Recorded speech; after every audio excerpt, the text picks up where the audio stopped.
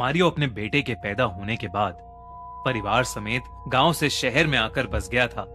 शहर में रहने के खर्चे बहुत थे, तो मारियो सुबह से लेकर देर रात तक अलग अलग जगह साफ सफाई का काम करता था। कुछ ही दिनों में उसकी एक स्विमिंग कोचिंग इंस्टीट्यूट में नई नई नौकरी लग गई थी। काम ज्यादा नहीं था, बस रात को 9-10 बजे की कोचिंग के बाद अगली सुबह 4 से 6 बजे की अर्ली मॉर्निंग कोचिंग के लिए स्विमिंग पूल को अच्छी तरह से साफ करना था। पर अपनी इस नई नौकरी की पहली रात को जो भयानक घटना मारियो के साथ होने वाली थी, उसका उसे बिल्कुल भी अंदाजा नहीं था। वो इंस्टीट्यूट अमेरिका के बेस्ट स्विमिंग इंस्टीट्यूट्स में से एक था। उस इंस्टीट्यूट में कई सारे स्विमिंग पूल्स थे, जिसमें से एक पूल नंबर 7 की ड्यूटी मारियो की थी। अपनी नौकरी के पहले दिन मारियो अपने टाइम से भी पहले पहुंच गया और कोचिंग खत्म होने का वेट करने लगा। पूल नंबर 7 में जहां सब लोग स्विमिंग कर रहे थे, वहीं मारियो को अंधेरे में एक लड़की दिखी जो बस उस पूल के एक कोने में खड़ी पानी को घूरे जा रही थी। मारियो उसे ध्यान से देख ही रहा था कि अचानक पूल का मैनेजर वहां आ गया। जब मारियो ने पलटकर उस लड़की की ओर देखा तो वहां कोई नहीं था, बल्कि वो लड़की उस पूरे पूल एरिया में कहीं नहीं दिख रही थी।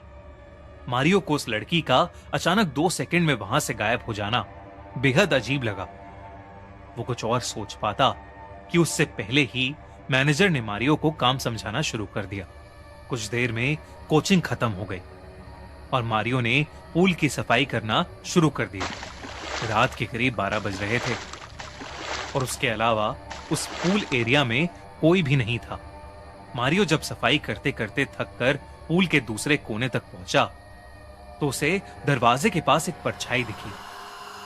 उस वक्त वहां किसी और का भी होना थोड़ा अजीब था। उसने जोर से आवाज देकर पूछा कि वहां कौन है, पर उसे कोई जवाब नहीं मिला। मारियो फिर से और जोर से आवाज लगाने लगा, कौन है, कौन है वहां?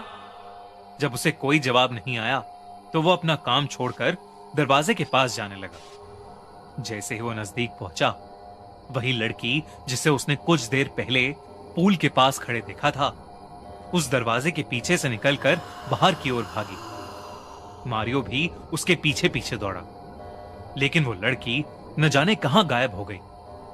बाहर बैठा गार्ड अपनी नींद पूरी कर रहा था। मारियो उसके पास गया और उसे नींद से जगाकर उस लड़की के बारे में बताने लगा।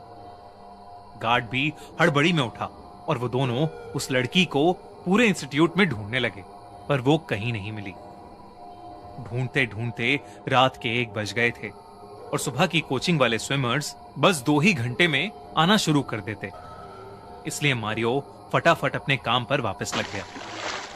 काम करते करते उसको अचानक पानी में किसी चीज के हिलने की आवाज आई। वो मुड़ा और उसने देखा कि पानी एकदम शांत था और उस पूरे पूल के कॉम्प्लेक्स में एकदम सन्नाटा था। वो उस आवाज को किसी कीड़े की हरकत समझकर अपना काम करने लगा। पूल के आसपास का फर्श साफ करके वो पूल की तरफ मुड़ा और आखिरी बार ये चेक करने लगा कि पूल अच्छे से साफ हो गया है या नहीं। लेकिन जैसे ही वो पूल के पास पहुंचा और उसने पूल के अंदर देखा तो उसे पूल के नीले पानी के अंदर एक लड़की का शरीर दिखा, जो पूरी तरह से सफेद पड़ा था और उस लड़की के बाल धीरे धीरे पानी के ऊपर आ रहे थे। वो उसी लड़की का शरीर था जिसे मारियो ने कुछ देर पहले देखा था। मारियो बहुत ज्यादा डर गया। उस लड़की की लाश ऊपर आ रही थी। मारियो घबराते हुए उस लाश को निकालने के लिए पूल के करीब गया तो उस लड़की की लाश ने अचानक अपनी आंखें खोली। उस लड़की का चेहरा सफेद पड़ा था और आंखें एकदम लाल थीं। मारियो उसे देखते ही घबरा उठा और डर के मारे उसका पैर फिसल गया और वो पानी से भरे उस पूल में गिर गया। जब उसने बाहर निकलने की कोशिश की तो उसे ऐसा लगा कि किसी ने उसके पैर पकड़ लिए हैं और वो पानी के अंदर खिंचता चला गया। मारियो खूब जोर से चिल्लाने लगा पर उसके चिल्लाने का कोई असर नहीं हो रहा था और वो पानी के अंदर डूबता जा रहा था। अब पानी मारियो के मुंह और नाक में जाने लगा था। मारियो की आंखों के सामने अंधेरा छाने लगा था और धीरे धीरे उसकी आंखें बंद हो गईं। उसकी आंखें खुली तो उसके सामने वही लड़की थी जिसका शरीर पानी में पड़ा था। वो उस लड़की को देखकर और घबरा गया और उसने अपनी आंखें बंद कर लीं। वो जोर जोर से चिल्लाने लगा और कुछ देर बाद जब उसने वापस आंखें खोली तो उसे एहसास हुआ कि वहां सुबह की क्लास के लोग और वो सिक्योरिटी गार्ड खड़े थे और वो लड़की दूर दूर तक कहीं नहीं थी। जब उसने उन सबको देखा तो वो थोड़ा शांत हुआ, लेकिन वो इतना घबराया हुआ था कि उसकी आंखों से आंसू आने लगे। जब उसने अपने साथ हुआ पूरा किस्सा बयान किया तो उसे एक लड़का एक किनारे में ले गया और उसने मारियो को कुछ ऐसी बात बताई जिसे सुनकर मारियो की रूह कांप उठी।